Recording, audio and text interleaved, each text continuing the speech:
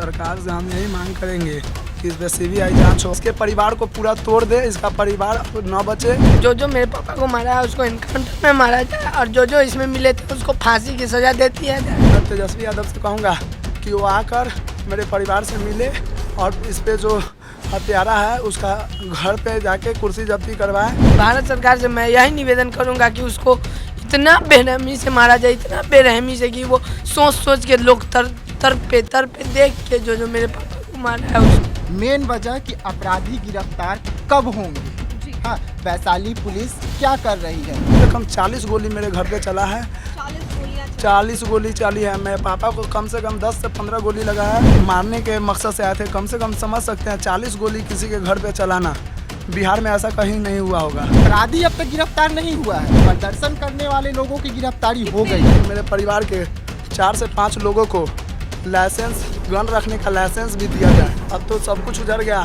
मेरे बारे में भी सरकार कुछ सोचे।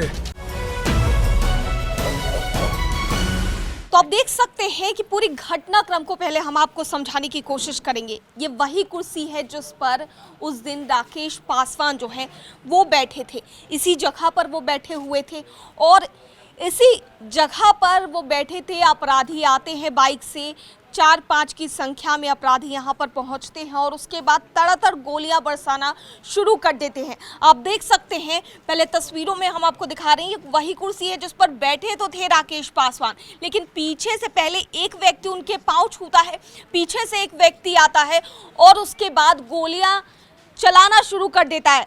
यहाँ पर आप खून के निशान आप देख सकते हैं कि किस तरीके से यहाँ पर खून के निशान पूरे यहाँ पर आपको नजर आ रहे हैं। इस तरफ भी आप देख सकते हैं, लेकिन गोलियों के निशान भी हम आपको दिखाते हैं कि किस तरीके से राकेश पासवान को तो चीरती हुई गोलियां निकली ही थी, लेकिन इस कुर्सी में भी यहाँ पर आप देख सकते हैं कि कुर्सी को चीरती हुई भी ये गोली जो है वो निकल गई है और साफ तौर से तस्वीरें सामने, और कहाँ कहाँ गोलियां लगी है वो भी जगह हम आपको दिखाते हैं कि कहाँ कहाँ गोलियां लगी। देखिए, इसे यहाँ पर निशान बना दिया गया है किस तरीके से।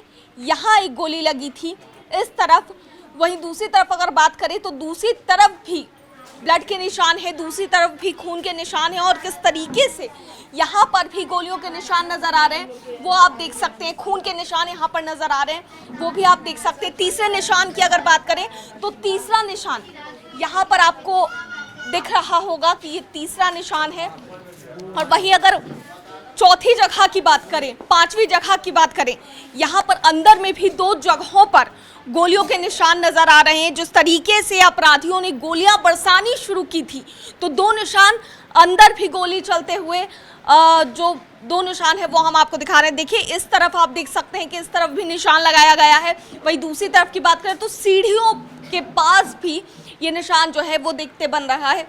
यहाँ पर भी ये गोली जो है वो लगी हुई है।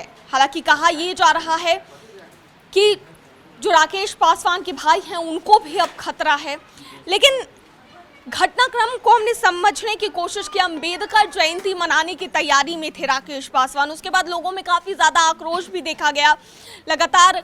उसके बाद लालगंज में काफ़ी ज़्यादा मतलब जो उनके समर्थक थे उनकी भीड़ जो है वो उमड़कर सामने आई थी। राकेश पासवान के जितने समर्थक थे, भीम आर्मी के जितने लोग थे, उन लोगों ने सड़क पर उतरकर प्रदर्शन किया, हंगामा किया, तोड़फोड़ भी किया, आक्रोशित इतने थे लोग। हमारे साथ हमारे स्थानीय संवाददाता भी हैं, उनसे भी बात करेंगे और जानेंगे कि उस दिन का माहौल क्या था जब ये घटना को अंजाम दिया गया। विकास, तो उस समय क्या माहौल यहाँ लालगंज में बन गया था? मैं आपको बता दूं कि राकेश पासवान जी थे वो दलितों का नेता थे और यहाँ पे जो भी दलित परिवार हैं उनमें उनका पकड़ बहुत ज़्यादा था। उनके एक इशारे पे दलित परिवार उनको सहयोग करने के लिए यहाँ पहुँच जाते थे। लेकिन जिस समय यहाँ पे घटना हुआ, जब उनको गोली मारा गया, वो शाम का समय था, सभी अपने काम में व्यस्त होते हैं।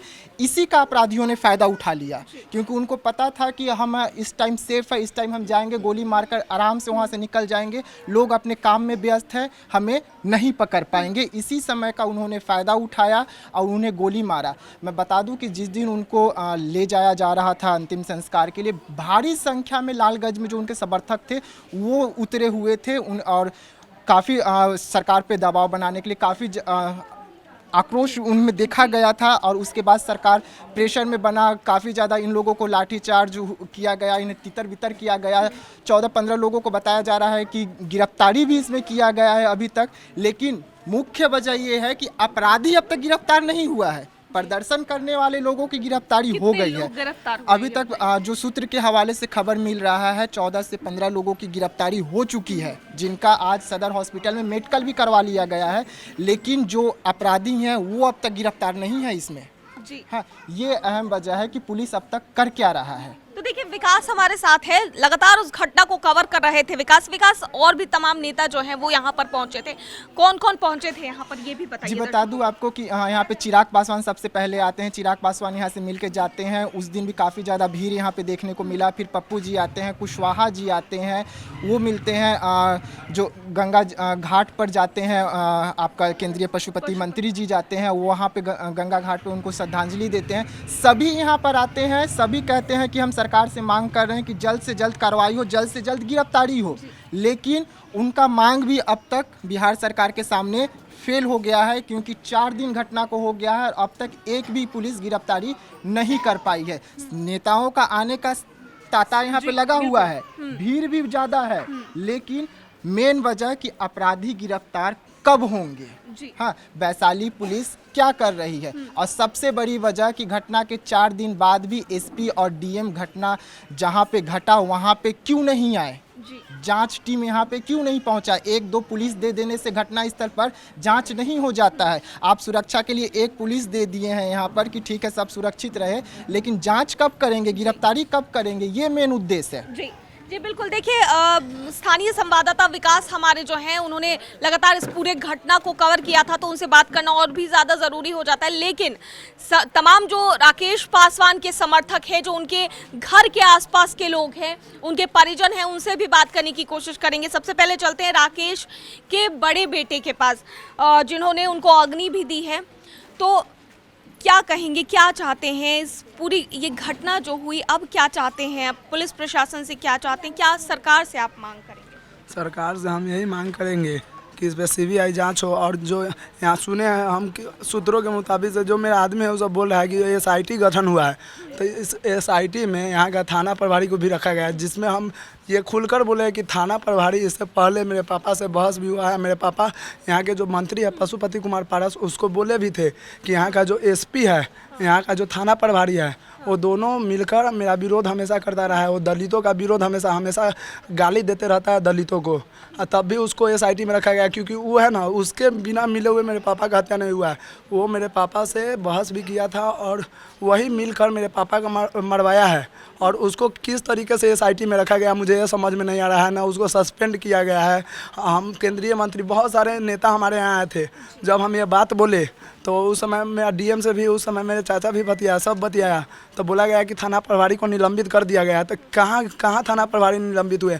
जो मेरे साथ मेरे समर्थक मंजिल से वापस आ रहे थे, उन लोगों को ज़बरदस्ती पकड़ के उसको थाना में बंद किया गया, उसका चालान कर दिया गया, उसको जेल भेजा जा रहा है। बोलिए इस तरीके से मैं तो इस तरीके से लोग चाह रहे हैं कि इसके परिवार को पूरा तोड़ दे, इसका परिवार अब न बचे। और मेरे पूरे परिवार पे बहुत सारा गोली चला, कम से कम 40 गोली मेरे घर पे चला है।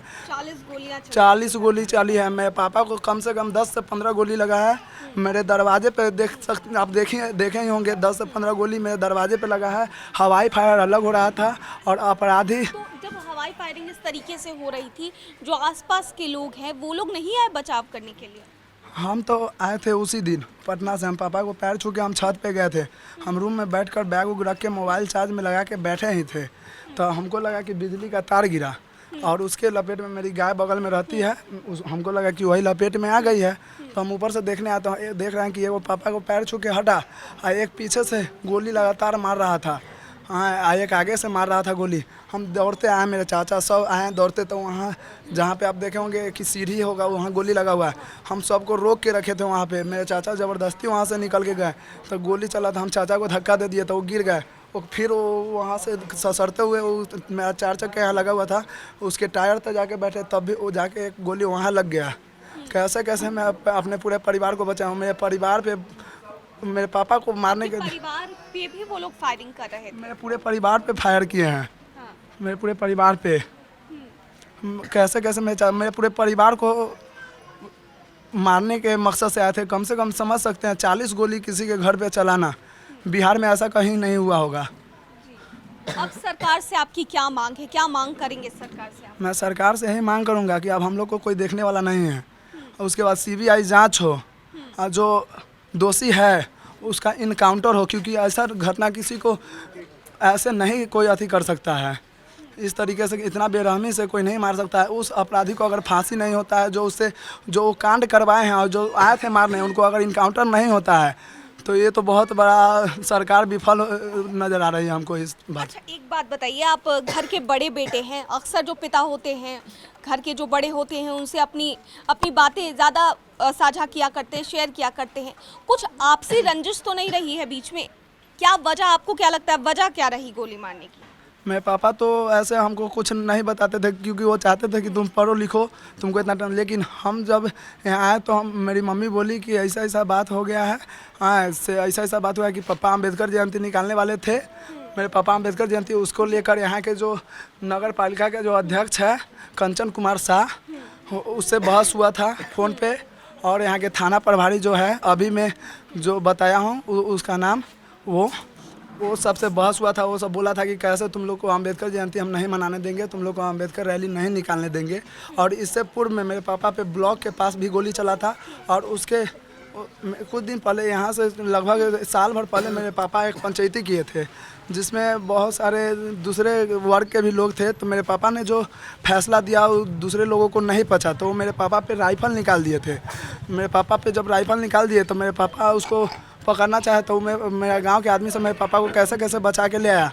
और जब मेरे पापा इस FIR में उस तरीके के बात दर्शाए तो वहाँ पे पुलिस सब दिन तो उन लोगों से मिली ही रही है। पुलिस ने उसको लाठी घोषित कर दिया, बोला कि नहीं, मेरे सामने लाठी घोषित कर दिया। और उसके बाद वो जो आदमी है जिसका नाम दिलीप ठाकुर है, वो बोला कि राकेश, तुमको हम जब तक नहीं मार देंगे तब तक हम जनेऊ नहीं पहनेंगे। वो जनेऊ तोड़ के और हटा दिया कि हम जब तक राकेश पासवान को नहीं मारेंगे, जब तक हम किसी को हाथ ही नहीं करेंगे, हम जनेऊ नहीं पहनेंगे। इस तरीके से मेरे पापा को वही लोग मिलकर, इसमें बहुत बड़ा चाल है, क्योंकि 40 गोली और लगातार गोली चलाना, हवाई फायर करते हुए जाना, ये दर्शाता है कि बहुत बड़ा साजिश है। इसमें CBI जांच और मेरे परिवार को देखा जाए, क्योंकि मेरी माँ अब अकेले रह गई। हम 2 भाई हैं, ये मेरा छोटा भाई है और एक बहन है। अब हम लोग को कौन देखेगा? और मैं ये मांग करूंगा कि मेरे चाचा को 2 परमानेंट गार्ड चाहिए, एक गार्ड से कुछ नहीं होगा। क्योंकि मेरे चाचा इधर उधर, हम लोग, मेरा परिवार कहीं नहीं जा रहा है। मेरा परिवार घर से बाहर निकलने के लिए ना सोच रहा है बहुत ज़्यादा। मेरे पापा के साथ एक मेरे भैया रहते हैं, जो हमेशा 2 भैया हैं जो हमारे पापा के साथ ना बचपन अपना गुजार दिए, और आज उतना आती हो गया। हमको लगता है कि उनको भी खतरा है। मैं ये भी चाहूँगा कि मेरे परिवार के 4 से 5 लोगों को लाइसेंस, गन रखने का लाइसेंस भी दिया जाए। और अब तो सब कुछ उजड़ गया, मेरे बारे में भी सरकार कुछ सोचे। और मैं तेजस्वी यादव से कहूँगा कि वो आकर मेरे परिवार से मिले और इस पे जो हत्यारा है उसका घर पे जाके कुर्सी जब्ती करवाए। और क्योंकि हत्यारा बेखौफ घूम रहा है और मेरे ही आदमी को पकड़ा जा रहा है। तो देखिए, राकेश पासवान के बेटे से हमने बातचीत की। CBI जांच की मांग की जा रही है, साथ में एक सरकारी नौकरी की भी मांग की जा रही है। और साफ तौर से इनका कहना है कि अपराधियों का एनकाउंटर होना चाहिए। इनके छोटे बेटे भी हैं, इनकी भी राय जानते हैं। क्या मांग करो बेटा अब सरकार से? हम सरकार से यही मांग करेंगे कि मेरे पास तो मेरा पापा है नहीं, मेरे भाई को नौकरी उकरी अच्छा दिलवाए। और जो मेरे पापा को मारा है उसको एनकाउंटर में मारा जाए, और जो इसमें मिले थे उसको फांसी की सज़ा देती है जाए। उसके बाद भारत सरकार से मैं यही निवेदन करूंगा कि उसको इतना बेरहमी से मारा जाए, इतना बेरहमी से कि वो सोच के लोग तर पे देख के जो मेरे पापा को मारा है उसको। परिवार का क्या कुछ कहना है? दोनों बेटों से राकेश पासवान के हमने बातचीत की। सिर्फ खबर दिखाना देशवा न्यूज का मकसद नहीं, देशवा न्यूज की कोशिश है कि समाज की सूरत बदलनी चाहिए। देशवा न्यूज पर वीडियो देखने के लिए लाइक करें, सब्सक्राइब करें, साथ ही बेल आइकन दबाना न भूलें।